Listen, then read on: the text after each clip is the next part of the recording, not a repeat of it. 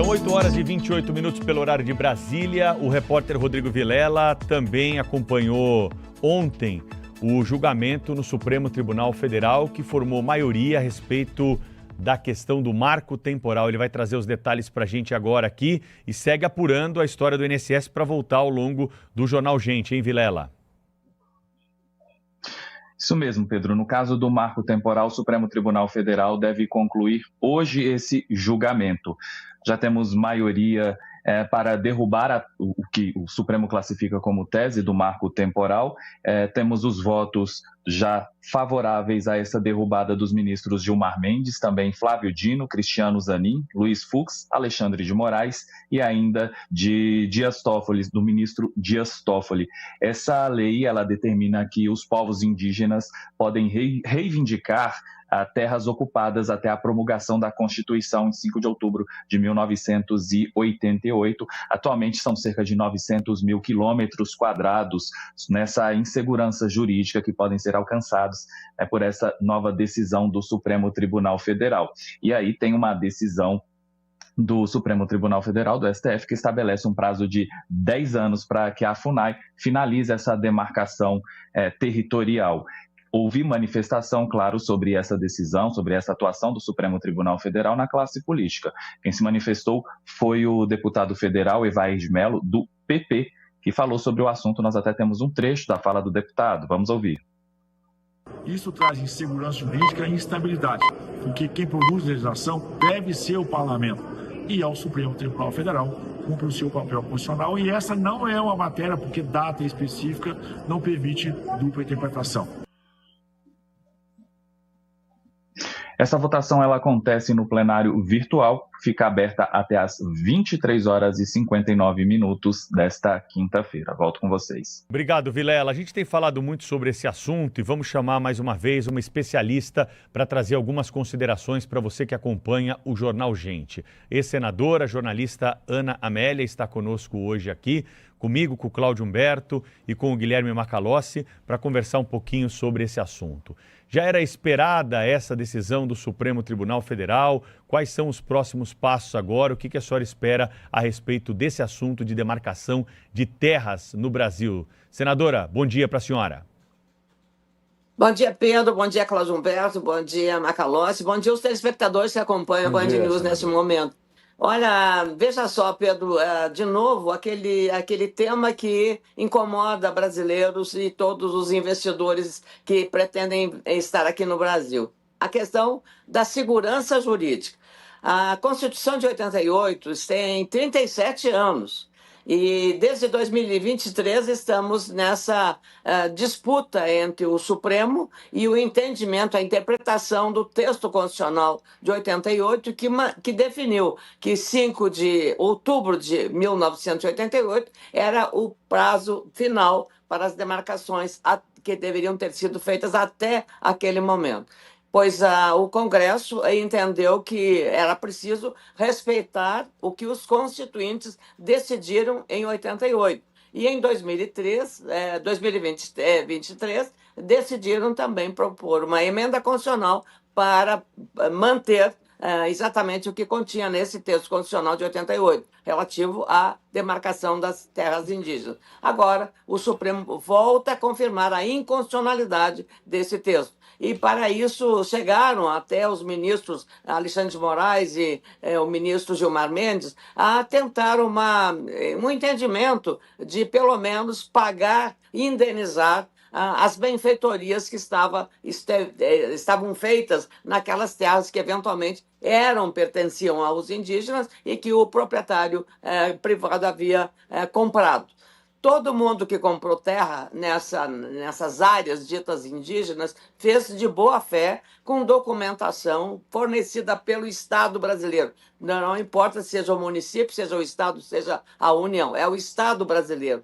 E essas pessoas agora ficam gerações e gerações, porque o conflito começou com uma disputa em Santa Catarina, onde há minifúndio. A maior parte da propriedade rural em Santa Catarina é de minifúndio. Então, esse tema é muito sensível em alguns estados, como Mato Grosso do Sul, como própria Santa Catarina, Rio Grande do Sul, Paraná. Então, é um tema que mantém a insegurança jurídica num numa questão tão crucial quanto essa. Então, agora é ver o que a Frente Parlamentar da Agricultura, que foi muito ativa nesse processo, irá estabelecer como estratégia para este enfrentamento. Não é uma matéria de fácil solução, exatamente por conta da divergência crucial existente entre o que pensa o Congresso, e especialmente os defensores do setor agropecuário brasileiro, e o próprio Supremo Tribunal Federal, Pedro. Então, muito bom dia, senadora, bem-vinda aqui ao nosso programa. Eu queria saber da senhora o seguinte, com a sua experiência, inclusive, como legisladora, né? Está muito baixinho o retorno da sua fala, meu caro Cláudio Humberto. Então, eu me refiro ao fato, senadora, de que no Congresso, nesse momento, se busca a aprovação, aliás, uma das casas já aprovou, falta outra, de uma emenda constitucional que é uma coisa absurda que nós chegamos a esse ponto, né? A interferência do Supremo legislador tem sido uma coisa tão frequente, tão chocante, que o Congresso agora está voltando uma emenda para dizer, olha, é para cumprir o que está aqui na Constituição, né? Enfim, o fato é que aprovando essa emenda neutraliza esse desatino cometido pelo Supremo Tribunal Federal? Cláudio Humberto, essa insegurança vai continuar. Porque o Supremo, na verdade, apesar dos equívocos que você mencionou bem, gerador de insegurança jurídica também, o fato é que o Supremo só se manifesta provocado. E ele foi provocado por partidos que defendem a causa indígena. E isso vai continuar, essa novela. Ela não termina com essa manifestação, porque em 2023 o Congresso fez a mesma coisa. E o embate vai continuar. Aí é que está o risco de você ter uma instabilidade permanente. Não há um ponto final sobre esse processo. Não adiantou os constituintes de 88 terem escrito com clareza e terem se passado 37 anos, Cláudio Humberto, 37 anos para levantar à tona a discussão sobre a constitucionalidade ou não desse texto constitucional de 88. Então, é essa questão que está posta, gerando mais inquietude, maior preocupação de quem está nas suas terras há 4 gerações, 4 gerações. Então, aí é que tem que haver um entendimento, uma questão com muito mais racionalidade para tratar de um tema tão sensível quanto esse, que compromete uma série de aspectos relacionados à produção agropecuária brasileira, Cláudio Humberto. Então, mas, senador, só para complementar, só para complementar, viu, Macalossi, assim, porque em 2023 o que foi feito foi a aprovação de uma lei.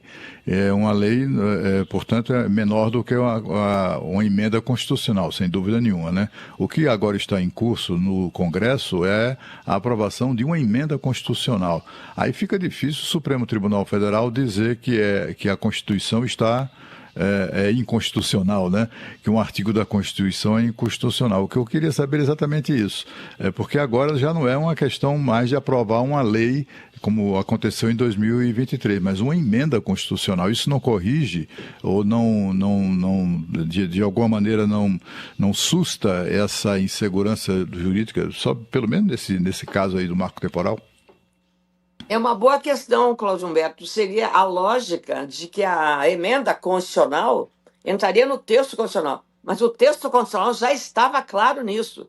Se o Supremo entendeu inconstitucional um texto constitucional, não adianta agora ser uma emenda constitucional para ficar, digamos, com o mesmo peso do que está no texto da Constituição sobre a matéria. O Supremo vai ser provocado novamente e vai novamente suscitar esse debate, até talvez se baseando no que foi decidido agora, em 2025, a respeito desse assunto, porque o que o Supremo está deliberando?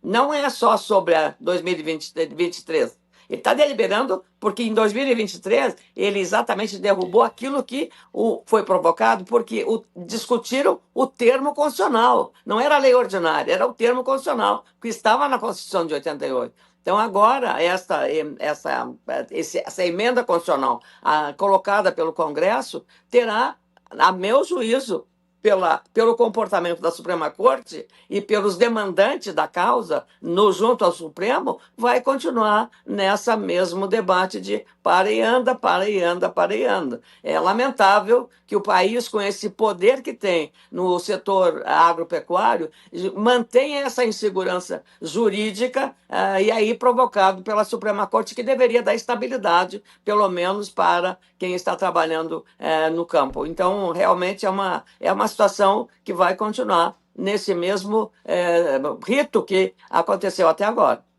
lamentavelmente. A minha pergunta, senadora, era qual que é a estimativa de impacto da decisão do Supremo em relação ao número de produtores rurais ou de ambientes de negócios no campo que podem ser afetados? Se há uma estimativa. Olha, Macalossi, essa é uma grande questão, porque, veja, alguém pode, numa área muito produtiva, uma extensão grande de terra, chegar lá e dizer para a autoridade da justiça que aquilo lá pertencia a uma comunidade indígena. E aí, até provar que pau não é pedra, você vai longe nisso. E o custo que isso dá, o trabalho que isso dá. Às vezes lá, houve no Rio Grande do Sul laudos antropológicos equivocados que não correspondiam à existência naquela região. Foi no município de Getúlio Vargas, e isso vai se prolongando. E é exatamente o risco da manutenção de uma insegurança jurídica comprometendo a estabilidade de um setor dinâmico da economia brasileira, que é a produção agropecuária. O governo já não tem muita simpatia pelo setor agropecuário, ainda agravado por essas demandas judiciais. Aí você vê que o ambiente não... E no momento exato que o setor não está no mar de rosas. Teremos uma super safra, mas à custa de quê? O desequilíbrio entre o preço do produto vendido na safra 2025, 24, 25, aos custos de produção da mesma safra. O endividamento aumentou muito, há muito pedido de concordata no Brasil inteiro, e no Rio Grande do Sul o endividamento tão grave, tão agudo, porque houve efeito climático perverso e ainda esse desequilíbrio entre a questão descompasso entre o preço do produto e o custo de produção. E logística deficiente, custos aumentando e uma situação de mercado internacional também com instabilidade. O resultado foi que quase 30 produtores já cometeram suicídio. É uma situação realmente grave, a situação do endividamento. Talvez o maior desafio que tenha para o setor atualmente é exatamente esse, porque você vendeu soja a R$200 e depois passou para 130, R$130 a saco, ou diferente um pouco, mas nessa proporção. Então é uma situação extremamente complicada e delicada. É isso aí, é muita insegurança jurídica, como a senhora diz, né? O Supremo, assim, rasgar a Constituição, no momento em que nós temos informações a respeito da distribuição de terra do Brasil, que mostra que os indígenas são os grandes latifundiários de terra aqui, né? Se mostrar a quantidade de área preservada que nós temos, locais onde não se pode mexer ali uma folha, uma palha.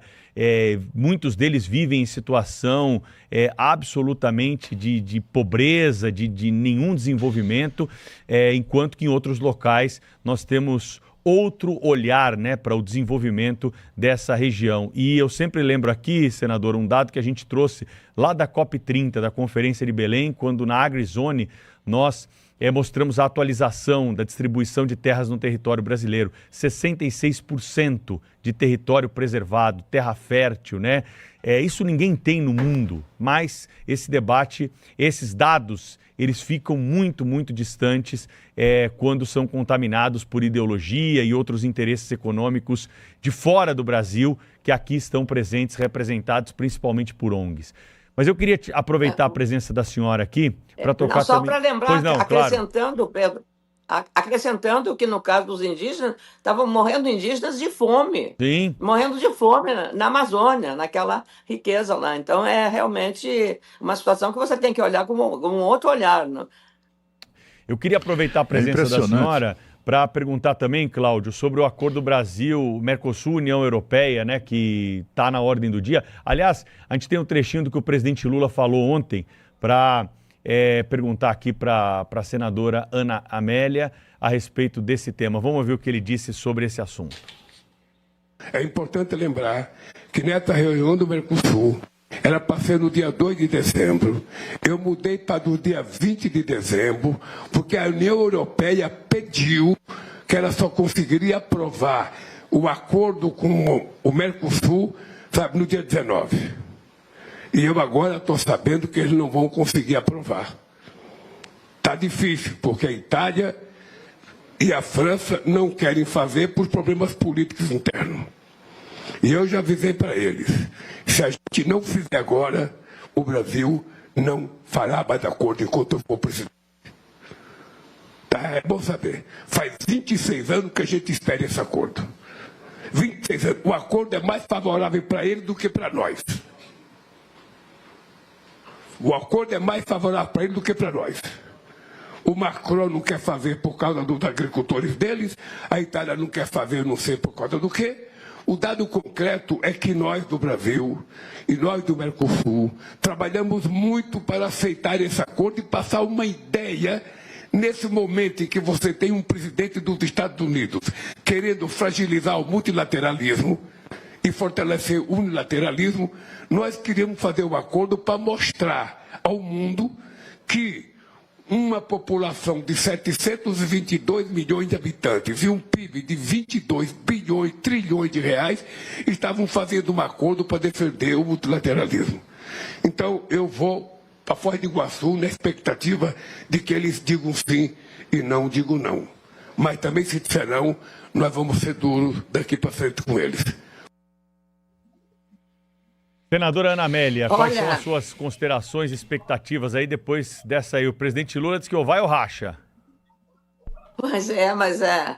Entre o que diz o presidente Lula e o que pensam e querem os eleitores franceses, sejam agricultores ou não, ou italianos, é claro que Macron e a primeira-ministra italiana vai ouvir a voz do eleitorado, é claro, e a eleição está próxima nesses países. Estava escrito nas estrelas, não era uma situação fácil. São 27 países de economias diferentes e países que fazem concorrência direta no agro, com um grande protecionismo que é dado pelo governo francês aos seus produtores, onde também o poder político deles é muito forte. Cada vez que os produtores vão à Torre Eiffel fazer protesto, o governo treme. E é exatamente isso. Macron está se preparando para mais uma eleição e isso conta nesse calendário. É claro que esse acordo dificilmente será assinado por conta exatamente da divergência dos países mais importantes do ponto de vista econômico. A França é a maior economia da União Europeia e eles temem o problema do açúcar, o problema da carne, o problema do frango, especialmente no caso da Polônia, que é o maior produtor.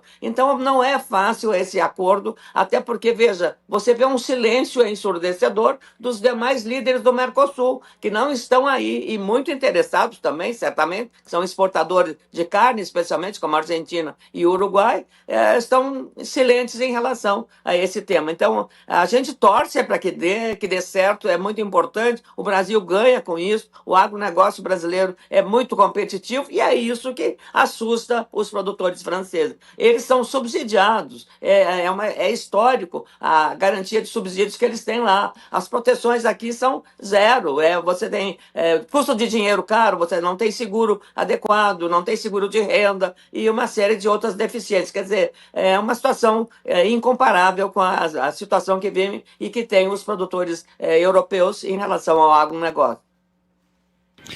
Senadora, a certa altura desse discurso, o presidente Lula disse que concordou com tudo que os europeus queriam, que entregou tudo, que concedeu tudo que eles queriam. Isso não tem um certo odor de um acordo que possa eventualmente ofender o interesse nacional, a soberania brasileira? Até porque, Cláudio Humberto, as salvaguardas feitas pela Europa foram após consulta aos respectivos produtores rurais. Todas elas estão em setores estratégicos, como os produtores rurais. O governo brasileiro consultou os produtores rurais brasileiros ou o setor industrial sobre esse acordo? Essa é a questão. Então, o governo pode desejar uma coisa de boas intenções, é claro, não vamos duvidar das boas e sérias intenções do governo, não se trata disso, mas se trata dessa questão. Então, não houve uma interlocução, eu diria, especialmente com o agro, que é o capítulo mais importante nesse acordo. É evidente que a indústria está, você vê quantas indústrias automobilísticas europeias estão no Brasil hoje, alemãs, francesas, italianas, e é uma relação histórica com a Europa que o Brasil tem. Então, mas no setor do agro, que é o setor, eu diria, crucial nesse acordo, muito importante, e aí algumas empresas, especialmente francesas, decidiram aproveitar o grande mercado consumidor brasileiro e vieram instalar aqui suas unidades. O Rio Grande do Sul tem uma grande unidade de um dos maiores grupos da França na área de laticínios. O setor que está vivendo hoje uma concorrência predatória, porque está entrando leite em pó vindo de fora, concorrendo com o produtor brasileiro, que está vivendo um drama muito grande em relação à queda dos preços. Então, é muito complexo o cenário e o produtor brasileiro não foi consultado em relação a isso. A própria CNA já manifestou dizendo isso, não houve consulta à CNA quando os europeus mostraram quais eram as salvaguardas que tinham no setor agropecuário. Ô Macalossi. Senadora, deixa eu entrelaçar aqui os dois assuntos. Fala. Que eu acho que é importante, porque antes nós estamos falando do marco temporal e agora estamos falando do acordo União Europeia-Mercosul. A fragilidade dos europeus em aceitar o acordo diz respeito muito aos nossos ativos enquanto país produtor, exportador de produção rural. Quer dizer, a capacidade de competição da economia brasileira na área da produção agrícola faz com que os produtores europeus tremam nas bases e daí militem por mais subsídios. Ou seja, eles não querem a concorrência, que é o pressuposto da globalização. O marco temporal tem a capacidade de desequilibrar isso em favor desses produtores europeus. Balizado na falsa percepção de que o principal inimigo das populações indígenas do Brasil são os produtores rurais, quando não são. O principal inimigo dos indígenas do Brasil são a falta de condição de políticas sociais voltadas para eles. E nós vemos isso principalmente, por exemplo, na região amazônica, em que os indígenas precisam lidar com crime organizado, com garimpeiros, com pessoas que estão infiltradas dentro do território nacional e que não dizem respeito a nada que tenha relação com a produção agrícola. Importante destacar que a taxa de suicídios entre a população indígena brasileira é o dobro da média brasileira, segundo o estudo do The Lancet, publicado, se eu não me engano, em 2020. Os números são esses aqui. A taxa média é 17,57 mortes a cada 100 mil habitantes, o que significa mais que o dobro do que o número de suicídios ocorridos entre a massa em geral da população brasileira. E é um nível muito alto relativo a todo esse contexto que eu mencionei. Você tem que ver, Macalossi, é uma questão importante. Eu estive na Amazônia, lá na Cabeça do Cachorro, que é lá na ponta, na fronteira com Bolívia e Peru. Vou lhe dizer que lá o Comando Militar da Amazônia me mostrou que tinham 27 diferentes etnias indígenas. 27. Algumas das quais falavam holandês ou alemão ou inglês e não falavam português. Então, esse é um dado da influência que ONGs internacionais têm sobre o setor. Então, não seria justo que continuassem vivendo nessa miserabilidade. Além do mais, em relação ao Código Florestal, basta lembrar que o Brasil tem um dos códigos mais rigorosos e que na Amazônia, o dono da terra que tiver titulada só pode usar 20% na produção. Ele tem que deixar 80%. E quem é que paga para ele essa terra que fica lá guardando o meio ambiente para atender o interesse dos ambientalistas e de toda a sociedade? Quem paga para ele? Não, agora, ele não recebe por isso.